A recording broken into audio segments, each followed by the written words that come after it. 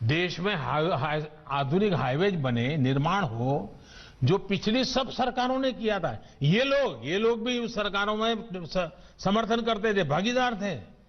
अब कहते हैं टोल टैक्स नहीं होगा, टोल खाली कर दो। भाई, किसान का विषय छोड़ करके नई जगह पे क्यों जाना पड़ रहा है?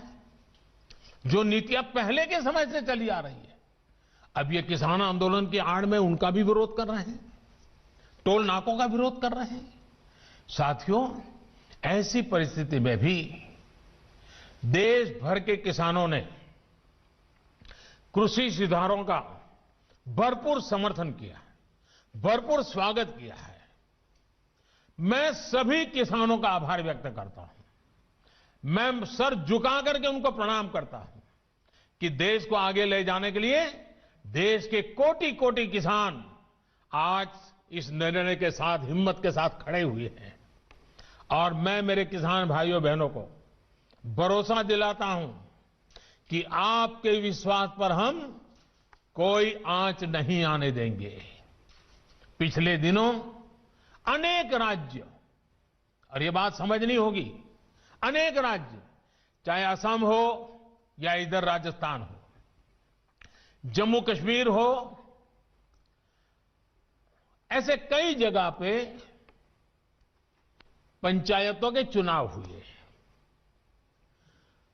इनमें प्रमुखतया ग्रामीण क्षेत्र के लोगों को ही वोट देना होता है, एक प्रकार से किसान को ही वोट देना होता है। इतना गुमराह करने वाला का खेल चलता था, इतना बड़ा आंदोलन का नाम दिया जा रहा था, हो हल्ला किया जाता था, लेकिन इसी के अगल बगल में जहां जहां चुनाव हुए हैं, उन गांवों के किसानों ने ये आंदोलन चलाने वाले जो इतने लोग थे उनको नकार दिया है, पराजित कर दिया है। ये भी एक प्रकार से उन्होंने बैलेट बॉक्स के द्वारा ये नए कानूनों को खुला समर्थन किया है। साथियों, तर्क और तथ्य के आधार पर, हर कसौटी पर हमारे ये निर्णय कसे जा सकते हैं।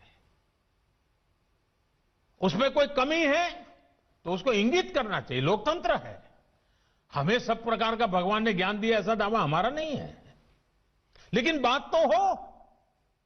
इन बातों के बावजूद भी लोकतंत्र में अटूट आस्था और श्रद्धा होने के कारण, किसानों के प्रति हमारा समर्पण होने के कारण हर समय किसानों के हर मुद्दे पर चर्चा के लिए सरकार तैयार है। समाधान के लिए हम खुला मन लेकर के चल रहे हैं। कई दल ऐसे भी हैं जो इन्हीं कृषि सुधारकारों के पक्ष में रहे हैं। उनके लिखित बयान भी हमने देखे हैं।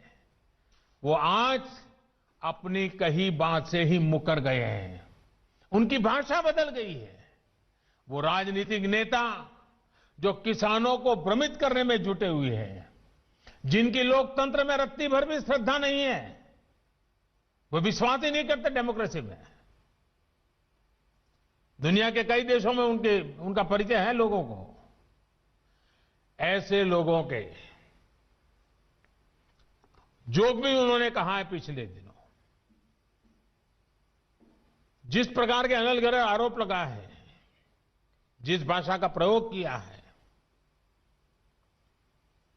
पता नहीं कैसी कैसी इच्छाएं व्यक्त की है, मैं बोल भी नहीं सकता हूं। ये सब करने के बावजूद भी, उन सब चीजों को सहन करने के बाद भी,